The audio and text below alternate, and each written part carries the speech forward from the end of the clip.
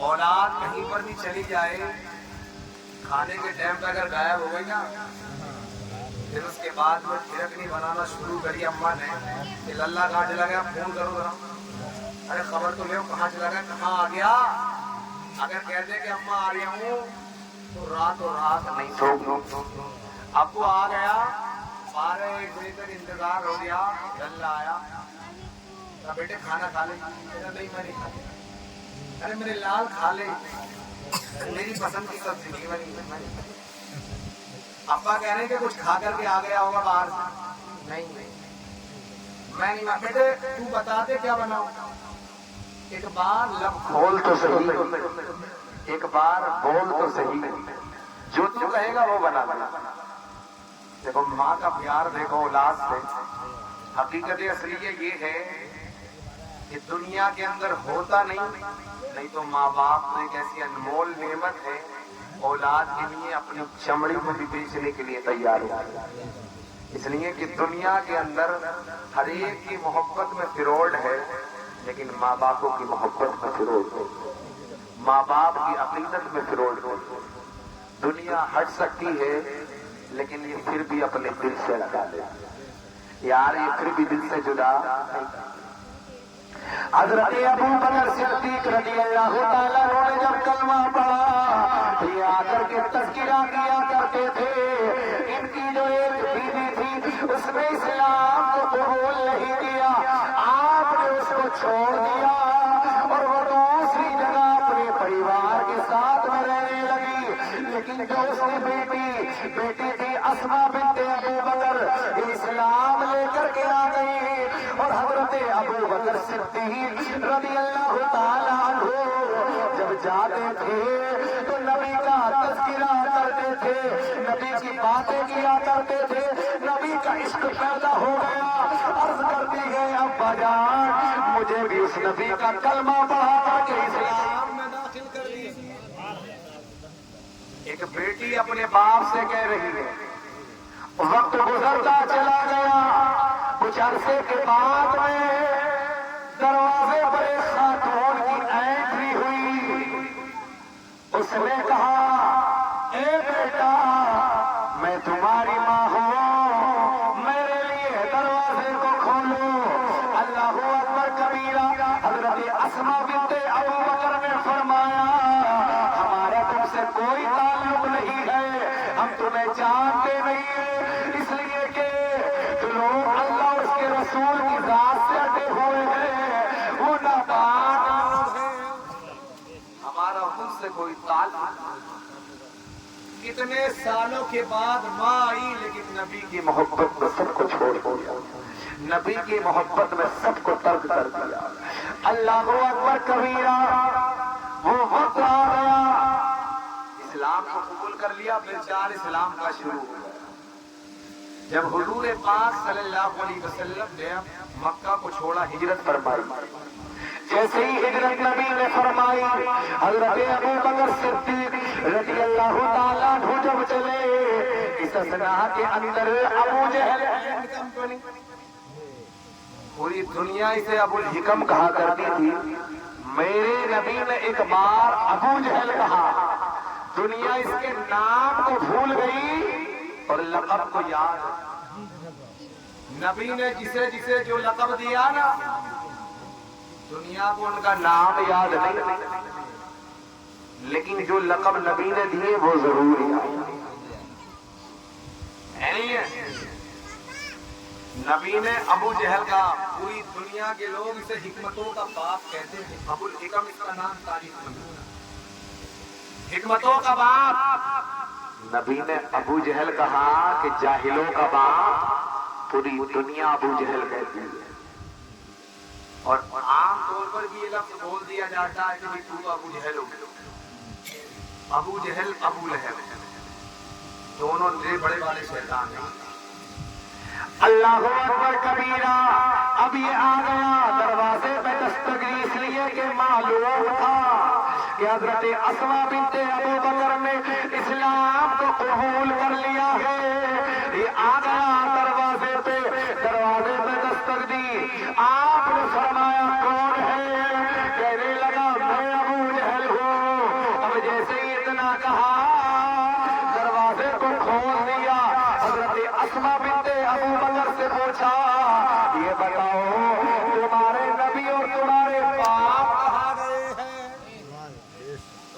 نبی اور تمہارے باپ کہاں گئے؟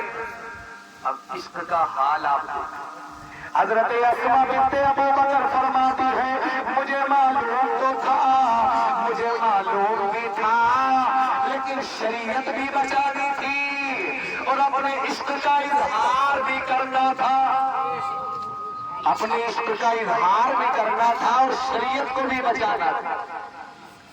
اب جیسے ہی یہ معاملہ پیش آیا، حضرت اسماء بنت ابو بکر فرماتی ہے اگر اسے سچ بتایا جائے تو عشق کی توہین ہوتی ہے، اور اگر جھوٹ بولتی ہو تو شریعت کا مذاق ہوتا ہے۔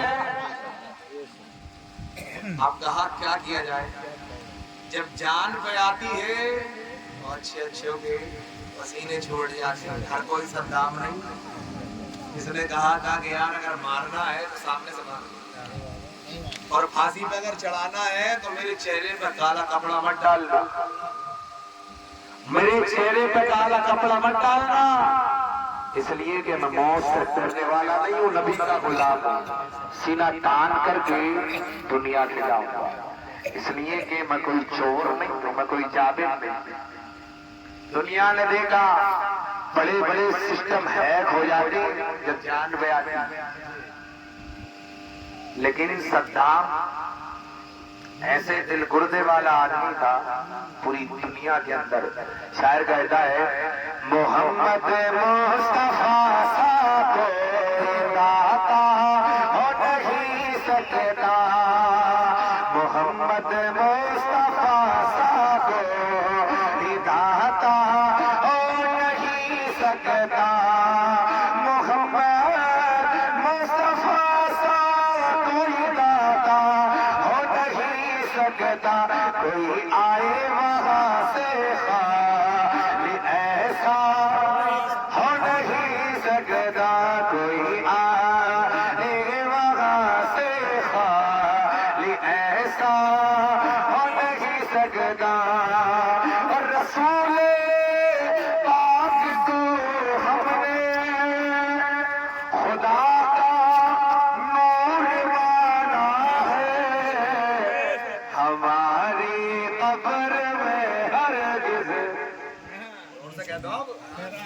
اندھیرا ہو نہیں سکتا، ہماری قبر میں ہرگز اندھیرا ہو نہیں سکتا، محمد مصطفیٰ سا کوئی داتا ہو نہیں سکتا، جگر والے بہت دیکھے ہیں موجودہ زمانے میں، مگر صدام کے جیسا کلیجا، مگر صدام کے جیسا کلیجا ہو نہیں سکتا، محمد مصطفیٰ سا کوئی داتا ہو نہیں سکتا۔